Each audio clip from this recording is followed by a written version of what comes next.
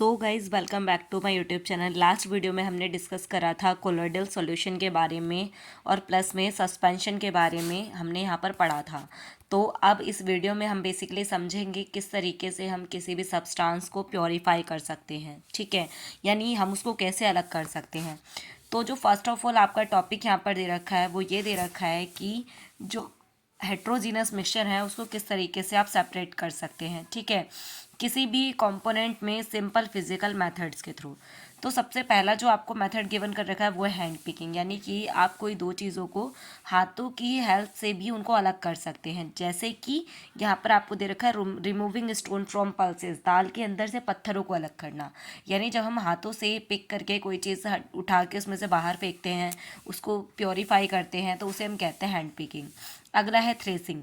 Threshing ऐसा separation method है जिसमें आप गेहूं के दाने को या कोई भी अनाज को, ग्रेन को, उसके भूसे से अलग करते हैं बीटिंग के थ्रू, या मतलब उनकी जो स्टेम होती है, तने होते हैं, उनको पीटते हैं और या फिर उनको मशीन में डालते हैं, जिसकी वजह से उनकी वुडन स्टिक मशीन से क्या होती है, अलग हो जाती है। तो उसे हम कहते हैं थ्रेसिंग। अगला मेथड है विनोविंग। विनोविंग एक ऐसा मेथड होता है जिसमें लाइटर कंपोनेंट जो होते हैं ना किसी भी चीज़ में, उसको अलग किया जाता है हैवी कंपाउंड से, ठीक है।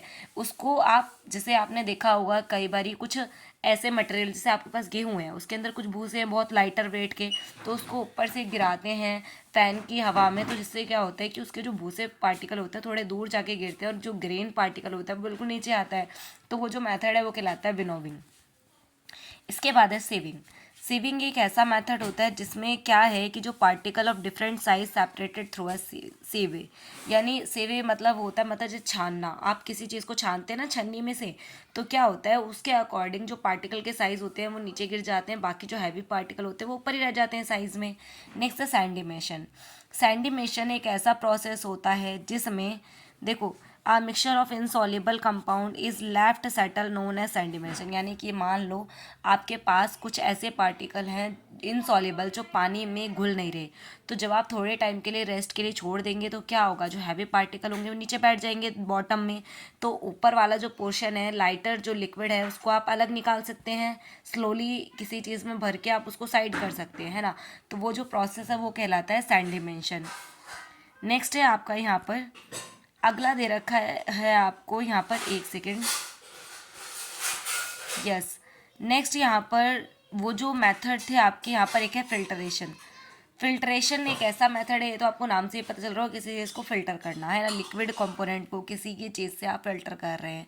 तो यहाँ पर क्या कह रखा है कि जो सॉलिड इंग्रेडिएंट्स हैं लिक्विड के अंदर, उनको पास करा जाता है किसी भी पोरस फाइन स्ट्रक्चर आपके पास हो उसके थ्रू, या पोरस फिल्टर पेपर के थ्रू आप फाइन करवाते हैं, उसे हम कहते हैं फिल्टरेशन, ठीक है। जहाँ पर जो सॉलिड पार्टिकल्स होते हैं वो उस फिल्टर पेपर के ऊपर ही रह जाते हैं, बाकी चीज़ें नीचे निकल जाती हैं। इसके बाद है कुछ ऐसे कंपोनेंट जो कि होमोजीनस मिक्सचर है, उसको किस तरीके से आप अलग करेंगे उस सॉल्यूशन के अंदर से। तो उसके लिए कुछ स्पेशल टेक्निक्स हैं उसको सेपरेट करने के लिए, तो उनको वन बाय वन पढ़ना स्टार्ट करते हैं, ठीक है। चलो भाई इसको हम पढ़ते हैं। नेक्स्ट पहला है इवापोरेशन। इवेपोरेशन वो मेथड होता है जिसके अंदर किसी भी लिक्विड को इवेपोरेट करते हैं, उसके बाद जो वेपर होता है बाहर निकल जाता है, बाकी बचा हुआ सॉलिड सब्सटेंस नीचे रह जाता है और वो सेपरेट हो जाता है। जैसे कि नमक, जो सॉल्ट होता है, अगर पानी के अंदर सी वाटर से सॉल्ट को इसी प्रोसेस के थ्रू निकाला जाता है, इवेपोरेशन। यहाँ लिखा भी हुआ है, this technique is use to separate a mixture of volatile और non volatile substance. Volatile substance वो होता है जो टाइम के साथ डिसअपियर हो जाता है, नॉन वोलेटाइल वो होता है जो टाइम के साथ डिसअपियर नहीं होता। तो उसको सेपरेट करने के लिए इवेपोरेशन मेथड का यूज़ करा जाता है। इसमें क्या करते हैं, वोलेटाइल सब्सटेंस को हीट करते हैं तो वोलेटाइल चीज़ें इवेपोरेट हो जाती हैं और कुछ चीज़ों को छोड़ देती हैं जो क्या होती है नॉन वोलेटाइल। जैसे कि हम कलर्ड कंपोनेंट जैसे डाई को इसी तरीके से करते हैं, है ना, जिसके थ्रू हमें क्या होता है, ब्लू ब्लैक इंक ऑब्टेन हो जाती है इस मेथड के थ्रू। नेक्स्ट क्या है आपका सेंट्रीफुगेशन। सेंट्रीफुगेशन एक ऐसा मेथड होता है जिसमें सेंट्रीफुगेशन और सेंट्रीफिगेशन ये दो चीज़ें होती है, सेंट्रीफुगल और सेंट्रीपिटल। सेंट्रीपिटल में क्या होता है कि कोई भी जो फोर्स होता है वो सेंटर की तरफ रखता है, सेंट्रीफुगल में साइड यानी सरफेस की तरफ इसका फोर्स रखता है। तो इसी प्रोसेस के थ्रू आप कर्ड यानी मक्खन से, दही से मक्खन को निकालते हैं, वो सेंट्रीफ्यूगेशन मेथड कहलाता है।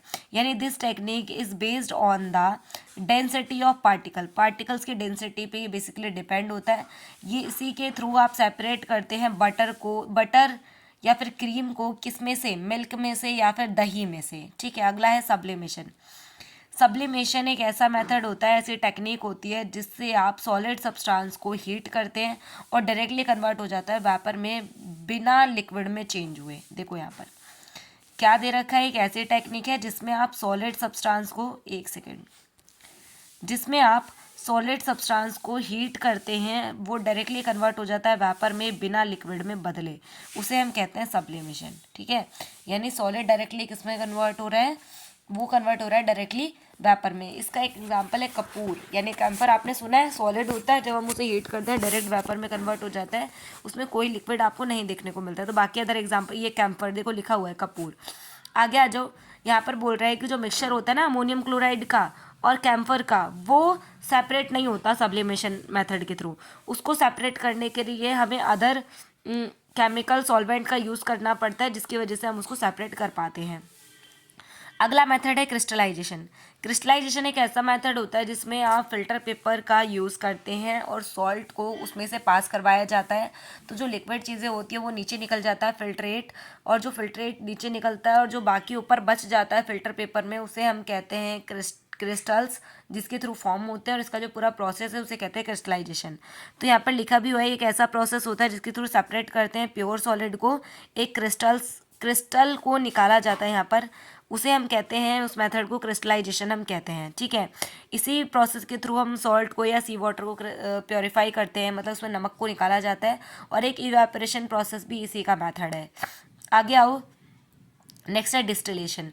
डिस्टिलेशन एक ऐसा मेथड होता है जिसमें क्या होता है कि एक लिक्विड को वेपर फॉर्म में कन्वर्ट कर दिया जाता है, देन उसके बाद उसे ठंडा करते हैं, मतलब ठंडा कर दिया जाता है और वापस से उसको वेपर में कन्वर्ट कर दिया जाता है। देखो यहाँ पे लिखा भी हुआ है, this method is use to separate two immiscible liquid, मतलब ऐसे लिक्विड, सॉरी डिस्टिलेशन एक अलग है, एक सेकेंड।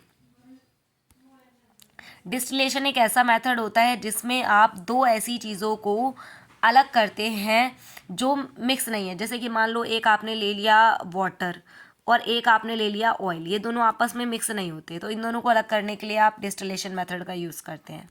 ठीक है, इमिसिबल का मतलब होता है जो मिक्स, सॉरी मिसिबल लिक्विड मतलब जो मिक्स हो जाते हैं, इमिसिबल जो लिक्विड मिक्स नहीं होते।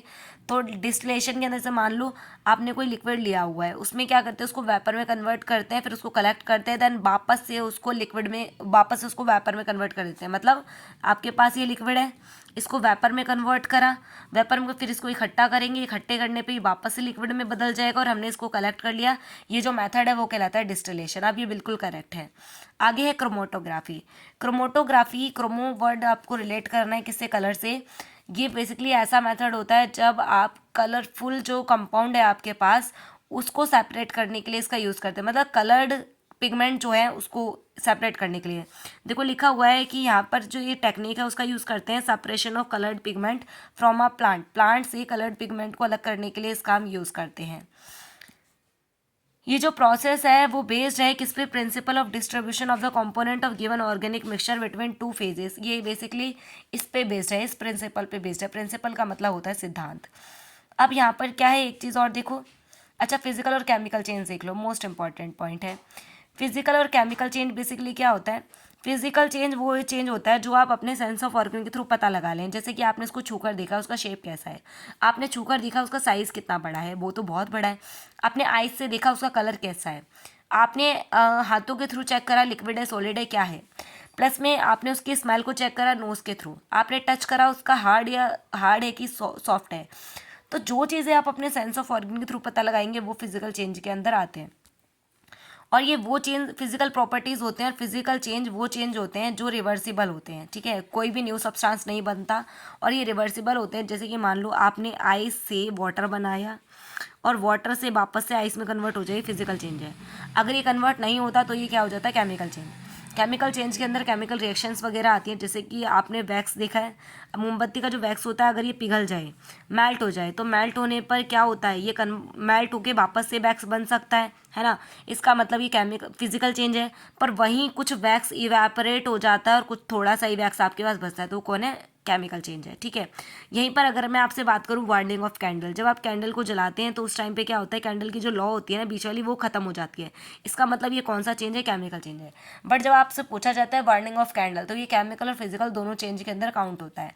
अगर आपसे बोले बटर का सेटल होना, मतलब sorry curd, sitting of curd, curd दही का जमना, ये भी आपका केमिकल चेंज है। बर्निंग ऑफ पेपर, ये भी आपका केमिकल चेंज है। तो इस टाइप से आपको याद रखना है, डेली लाइफ से रिलेट कर लो।